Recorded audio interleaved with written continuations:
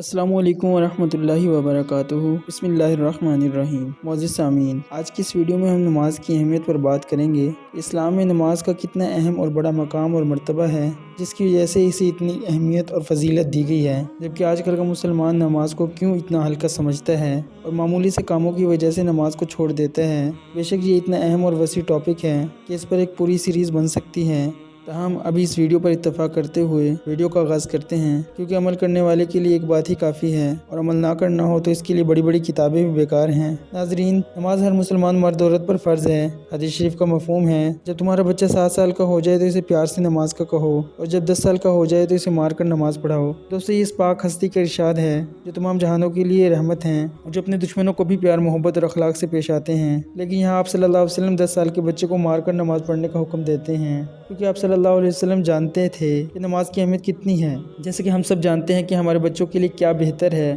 اور آپ بچوں کو مار کر بھی وہ چیز کرواتے ہیں، لیکن آج کل آپ نے دیکھا ہوگا کس طرح بچوں کو اسکول کالج اور ٹیوشن کے لیے مارا جاتا ہے، لیکن نماز نہ پڑھنے پر کچھ نہیں کہا جاتا۔ جب امت اپنے بڑے رہنماؤں اور خیر خواہوں کی بات کو نہ مانے تو امت کامیاب نہیں ہو سکتی۔ ناظرین، ایک حدیث میں جس میں نماز کو مومن کی معراج کہا گیا ہے، یعنی جیسے آپ صلی اللہ علیہ وسلم معراج پر آسمانوں پر تشریف لے گئے تھے اور اللہ تعالیٰ سے ملاقات کی تھی۔ ہر مسلمان دن میں 5 بار اللہ تعالیٰ سے ملاقات کر سکتا ہے، یہ مومن کی معراج کہلائے گی، لیکن بدقسمت ہیں وہ لوگ جو اللہ سے ملاقات کے لیے وقت نہ نکال سکیں۔ اس لیے حضرت علی رضی اللہ عنہ کو قول ہے، جب میرا دل چاہتا ہے کہ میں اللہ تعالیٰ سے بات کروں تو میں نماز پڑھتا ہوں۔ معزز سامعین، جب ہمارے پیارے نبی صلی اللہ علیہ وسلم معراج پر تشریف لے گئے تو ان کی ملاقات حضرت موسیٰ علیہ السلام سے ہوئی۔ موسیٰ علیہ السلام نے آپ صلی اللہ علیہ وسلم سے عرض کی کہ اللہ نے آپ کو کیا تحفہ دیا، تو آپ صلی اللہ علیہ وسلم نے 50 نمازوں کا بتلایا۔ تو حضرت موسیٰ علیہ السلام نے کہا، میری امت پر 2 نمازیں فرض کی گئی تھیں، میری امت اس میں بھی سستی کرتی تھی، تو اللہ کے نبی نے سفارش کی اور 5 مرتبہ واپس گئے اور ہر مرتبہ 5 نمازیں کم کروائیں اور آخر میں 5 نمازیں رہ گئیں، لیکن اللہ تعالیٰ کا اعلان ہوا، جو ان 5 نمازوں کو پڑھے گا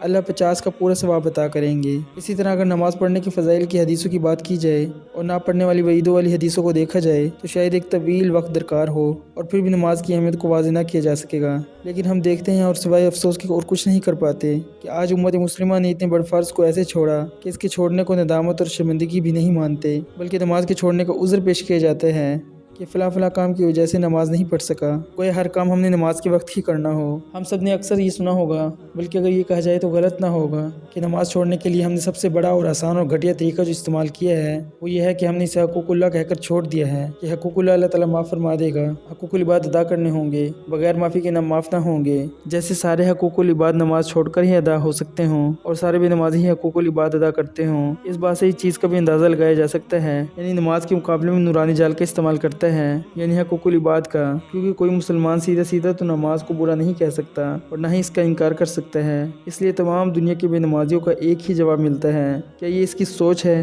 نہیں، بلکہ شیطان کا دھوکہ ہے۔ ایک اللہ والے نے کیا خوب بات کہی تھی کہ جو چیز آپ کو کسی نیک عمل سے روکے وہ شیطان کی طرف سے ہے، اور اگر کوئی بات آپ کو نیک کام کرنے کی طرف راغب کرے تو وہ رحمان کی طرف سے ہے۔ آخر میں ویڈیو کو یہاں ختم کرنا مجبوری ہے کہ میری دکھی دل کی داستان ختم نہیں ہوئی، لیکن غور کیجیے گا، اپنے نبی کے نواسوں کا سجدے میں سر کٹانا اور اپنے نبی کے آخری الفاظ، میری امت نماز نہ چھوڑنا۔